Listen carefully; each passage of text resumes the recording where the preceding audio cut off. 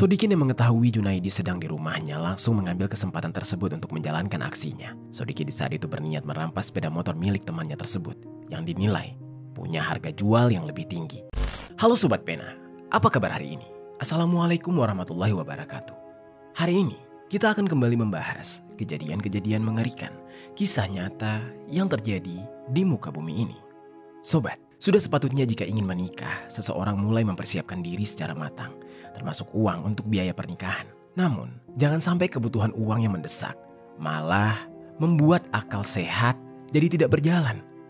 Seperti yang terjadi pada tahun 2019, ada seorang pemuda di Jombang yang kepepet butuh uang untuk menikah, malah dengan tega menghabisi nyawa sahabatnya sendiri di sebuah makam keramat demi merampas sepeda motor korban, lalu memperoleh uang untuk biaya nikah dari hasil kejahatannya tersebut. Bagaimana cerita selengkapnya tentang kasus yang satu ini? Langsung saja kita bahas di Kata Pena.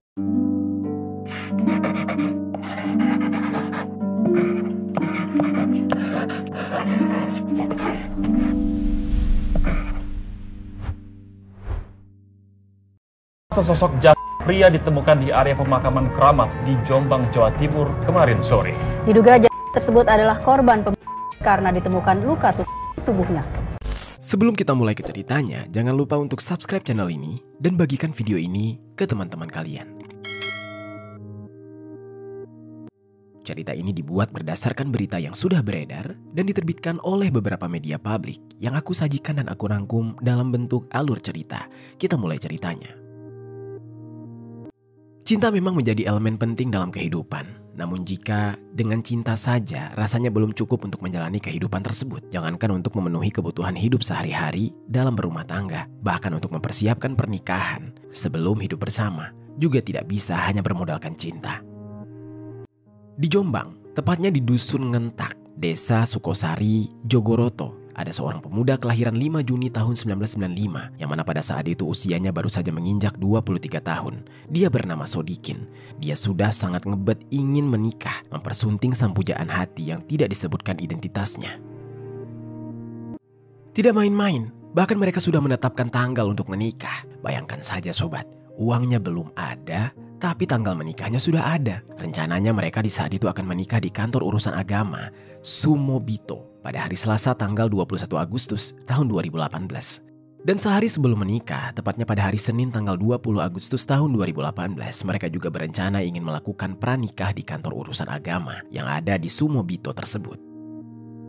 Entah apa alasan mereka, mungkin mereka ingin menikah di KUA karena mereka ada kendala keterbatasan biaya untuk menggelar pesta pernikahan. Maklum, Sodikin sendiri di saat itu sehari-harinya hanya bekerja di bengkel dengan penghasilan yang bisa dikatakan sangat pas-pasan. Tapi ya namanya juga sudah sama-sama ngebet ingin nikah, mungkin mereka merasa tidak masalah jika hanya menikah di KUA tanpa pesta yang meriah. Dan semakin mendekati hari H pernikahan, sudah semestinya persiapan sudah matang, termasuk uang untuk setiap detail biaya pernikahan mereka. Namun sobat, yang membuat geleng-geleng kepala, ternyata Sodikin di saat itu benar-benar nekat. Dia tidak punya uang sama sekali untuk memenuhi biaya pernikahan, termasuk untuk biaya pranikah di hari sebelumnya. Benar-benar tidak habis pikir bagaimana bisa Sodikin seperti itu. Sudah sangat dekat dengan hari pernikahan, namun dia belum juga punya uang untuk membayar biaya pernikahannya. Kendati demikian, bukan berarti Sodikin mau membatalkan pernikahannya. Sebab selama ini, dia sudah menanti-nantikan hari di mana dia bisa mempersunting pujaan hatinya. Namun di sisi lain, Sodikin dihadapkan pada kenyataan yang berat. Dia sama sekali tidak punya uang untuk biaya pernikahan. Menghadapi kenyataan pahit tersebut, alih-alih berusaha keras mencari uang demi mewujudkan impiannya, menikahi wanita yang dia cintai, Sodikin justru menghabiskan hari-harinya dengan meratapi nasib apesnya tersebut. Saat hari menuju pernikahan yang benar-benar sudah semakin dekat, yaitu hanya tinggal beberapa hari saja, Sodikin pun makin diliputi kecemasan dan merasa sangat amat tertekan.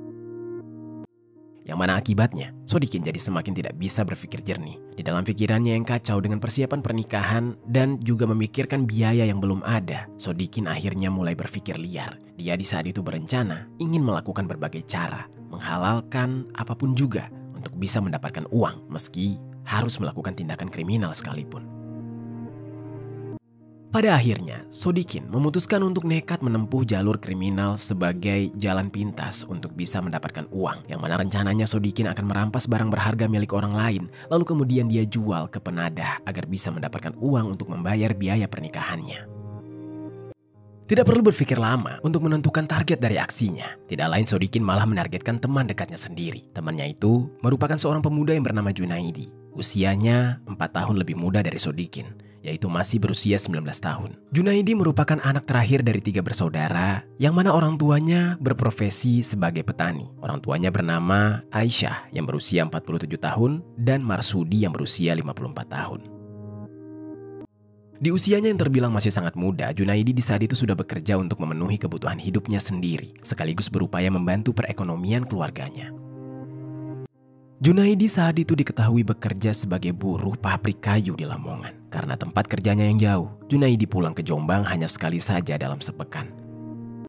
Dan pada hari Sabtu, tanggal 18 Agustus tahun 2018, pada malam hari, Junaidi kebetulan pulang ke rumahnya untuk menikmati hari Minggu di rumah bersama keluarganya. Sodikin yang mengetahui Junaidi sedang di rumahnya langsung mengambil kesempatan tersebut untuk menjalankan aksinya. Sodikin di saat itu berniat merampas sepeda motor milik temannya tersebut yang dinilai punya harga jual yang lebih tinggi. Selain karena nilai barangnya, Sodikin juga masih menyimpan dendam kepada teman dekatnya itu. Sodikin merasa bahwa temannya itu selama ini diam-diam menaruh hati pada calon istrinya. Sebab pernah suatu hari Sodikin menerima pesan singkat dari Junaidi yang menginginkan pacarnya. Beginilah kurang lebih isi pesan teksnya. Pacarmu tak PEAE, yang artinya pacarmu buat saya saja. Entah konteksnya bercanda atau serius, namun apapun itu Sodikin tidak suka jika dibercandakan soal pacarnya. Dengan dendam yang masih tersisa dan juga kian terdesak karena membutuhkan uang untuk biaya pernikahan, Sodikin nekat merencanakan aksi keji tersebut terhadap Junaidi. Dia ingin menghabisi nyawa Junaidi kemudian merampas barang berharganya. Untuk melancarkan aksinya, pada hari Minggu tanggal 19 Agustus tahun 2018, sehari sebelum kegiatan pranikahnya dan 2 hari sebelum akad nikahnya di KUA, Sodikin menghubungi Junaidi untuk bertemu dengan berdalih ingin mengajak ngobrol 4 mata. Entah topik apa spesifiknya yang ingin mereka bicarakan. Namun Junaidi yang tidak curiga dengan niat keji di balik ajakan Sodikin lantas setuju untuk bertemu. Mungkin karena mumpung dia juga tengah libur, Sodikin di saat itu mengajak Junaidi untuk pergi ke rumah pamannya yang bernama Nurkolis di desa Banyuwarang, kecamatan Ngoro. Lantas pagi-pagi, sekitar pukul 8 pagi, Sodikin berangkat ke rumah Junaidi mengendarai sepeda motor Yamaha Alfa miliknya. Setelah menempuh perjalanan, Sodikin akhirnya sampai di rumah Junaidi untuk mengajak Junaidi keluar. Sebelum pergi, Junaidi pun pamit dengan keluarganya, kemudian pergi dengan Sodikin. Meski di saat itu Sodikin menghampiri Junaidi di rumahnya, mereka tidak pergi berboncengan dengan satu sepeda motor. Karena Sodikin menyuruh Junaidi untuk membawa motornya sendiri. Sebab memang Sodikin ingin merampas sepeda motor itu. Dengan mengendarai sepeda motor masing-masing, keduanya kemudian menempuh perjalanan menuju ke rumah pamannya Sodikin. Singkat waktu, sampailah mereka di tempat tujuan. Sodikin lantas memarkirkan sepeda motornya, kemudian masuk ke dalam rumah sang paman untuk mengambil pisau dapur yang segera dia simpan di balik bajunya. Karena tidak mungkin Sodikin melancarkan aksinya di rumah sang paman, dia lalu memikirkan sebuah tempat yang sepi untuk menjadi lokasi yang tepat. Sodikin pun kemudian mengingat kalau ada makam keramat yaitu makam Mbah Blau atau Punden yang ada di desa mereka yaitu di desa Sukosari. Lantas Sodikin pun mengajak Junaidi untuk ngobrol di makam keramat saja dengan dalih jika suasananya sepi dan pas untuk ngobrol 4 mata. Junaidi yang tidak curiga, dia lantas setuju saja dengan diajak ke makam keramat. Ketika Sodikin mengajaknya pergi ke makam keramat dengan berboncengan satu motor, menggunakan motor milik Junaidi saja, Junaidi di saat itu tetap nurut dan tidak mempermasalahkannya. Setelah itu mereka kemudian berangkat menuju makam keramat dengan berboncengan menggunakan sepeda motor Honda Beat dengan nomor polisi S2150OM milik Junaidi. Posisinya di saat itu Junaidi di depan mengendarai sepeda motor, sementara Sodikin duduk di boncengan di belakang, dan singkat waktu, mereka akhirnya sampai di makam keramat sekitar pukul 10 pagi.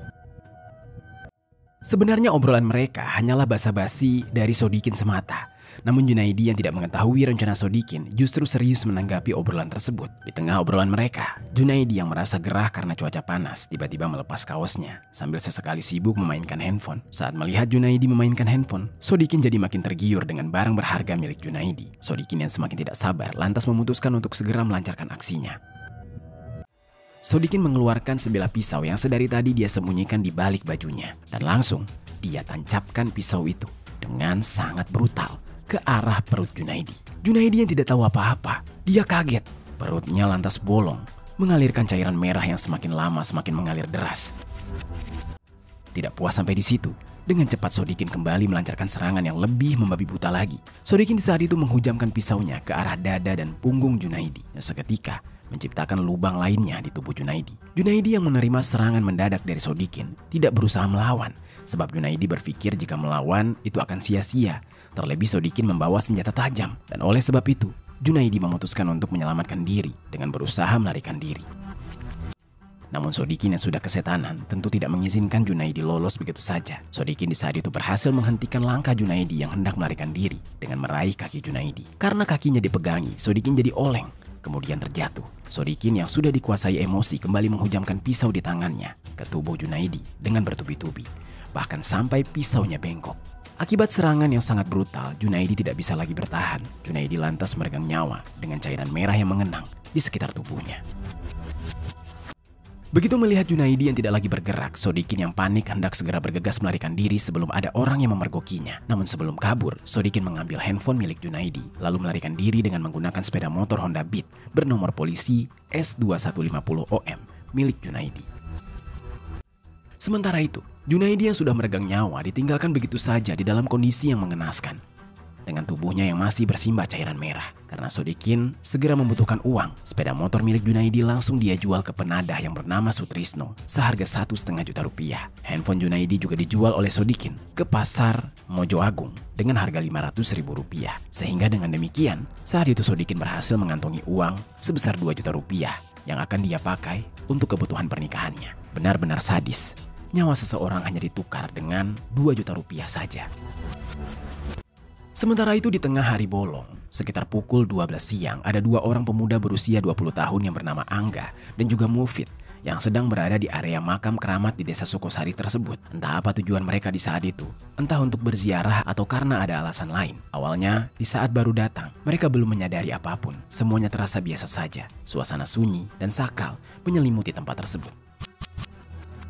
Seperti lazimnya pemakaman, namun mereka mendadak dilanda kepanikan saat melihat di atas karung berisi limbah terbujurlah sesosok tubuh yang bersibah cairan merah. Tanpa pikir panjang, keduanya langsung berlari ke arah pemukiman sambil berteriak untuk memberitahu warga dan juga kepala dusun bahwa mereka menemukan sesosok mayat. Kabar itu pun cepat menyebar dan akhirnya dilaporkan kepada pihak Polsek Jogoroto. Tak lama berselang, aparat kepolisian tiba di lokasi. Mereka segera memasang garis polisi dan menghalau warga yang mulai berkerumunan di sekitar makam. Begitu keadaan mulai terkendali, pihak kepolisian segera melakukan olah TKP.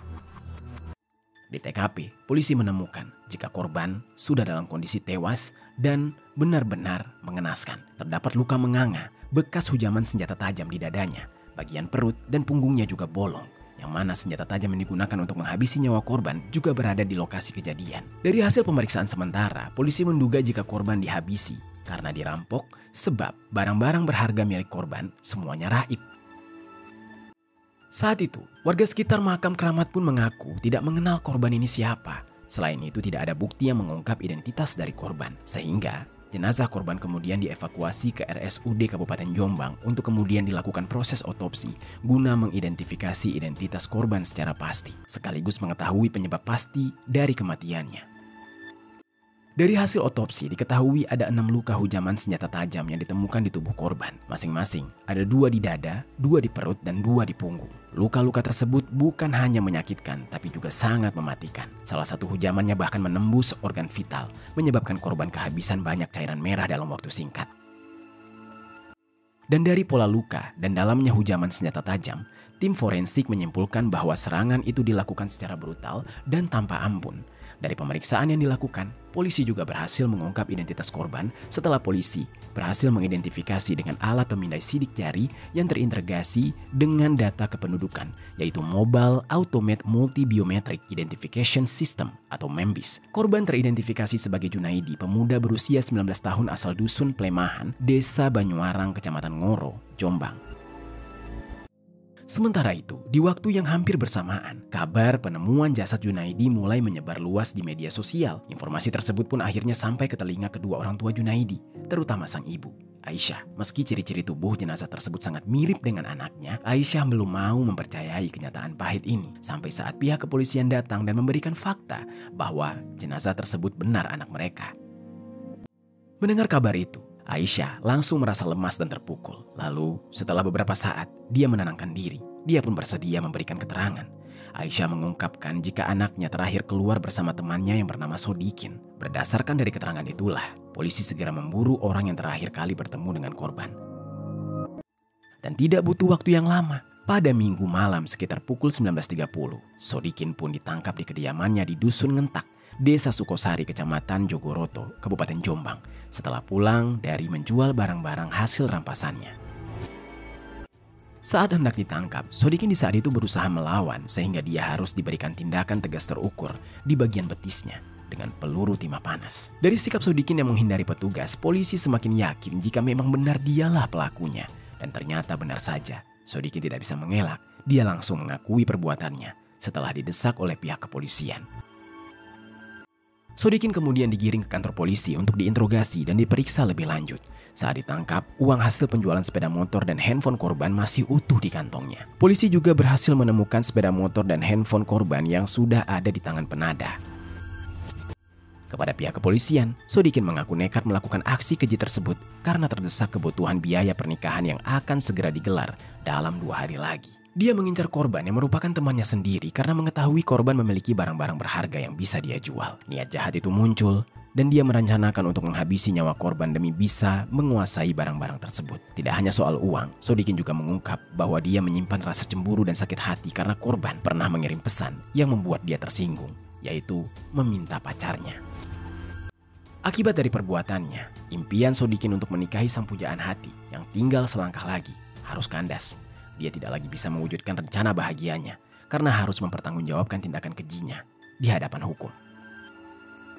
Sodikin yang di saat itu setelah ditetapkan sebagai tersangka dan dijerat dengan pasal penghilangan nyawa berencana atau pencurian dengan kekerasan sebagaimana dimaksud dalam pasal 340 KUHP subsidiar pasal 338 KUHP subsidiar pasal 365 ayat 3 KUHP. Sodikin pun terancam mendapatkan hukuman mati atau justru penjara seumur hidup atau sedikitnya hukuman penjara 20 tahun. Dan sementara itu, jenazah dari Junaidi yang sudah selesai diotopsi kemudian dikembalikan kepada pihak keluarga untuk dimakamkan. Isak tangis pecah mengiringi prosesi pemakaman dari jenazah Junaidi, terutama sang ibu Aisyah yang tidak henti-hentinya menangis. Dia masih sulit mempercayai bahwa anaknya harus meregang nyawa dengan cara yang begitu tragis. Dalam duka yang mendalam, Aisyah mengungkapkan penyesalannya. Pertemuan singkat di pagi hari itu menjadi momen terakhir bersama sang anak yang kini sudah pergi untuk selama-lamanya. Dia juga meratapi kenyataan bahwa dia jarang bertemu dengan anaknya sebab hanya pulang seminggu sekali. Kerinduannya saat anaknya pulang sekali dalam sepekan saja sudah tidak dapat dia bendung. Apalagi saat ini, dia tidak akan pernah lagi melihat sang anak yang benar-benar tidak akan pernah pulang kembali. Untuk mengobati rasa kehilangan dan luka di hatinya, Aisyah dengan tegas meminta agar pelaku dijatuhi hukuman mati. Namun, harapannya itu rupanya tinggal sebatas angan saja. Sebab pada Selasa tanggal 29 Januari tahun 2019, Majelis Hakim Pengadilan Negeri Jombang ternyata hanya menjatuhkan vonis selama 15 tahun penjara kepada sang pelaku. Itu dia sobat, kisah dari Junaidi yang harus meregang nyawa di tangan Sodikin. Karena Sodikin ingin menikah dan tidak memiliki biaya. Apa pelajaran yang bisa kita ambil dari kisah ini? Oh ya sobat, aku pengen ngasih tahu ke kalian, Kata Pena tergabung di dalam program YouTube Shopping Affiliate. Nah, buat kalian yang sedang mencari barang-barang yang menarik dan keren, aku punya beberapa rekomendasi produk untuk kalian. Kalau tertarik, langsung saja klik link produk di pojok kiri bawah untuk pembeliannya.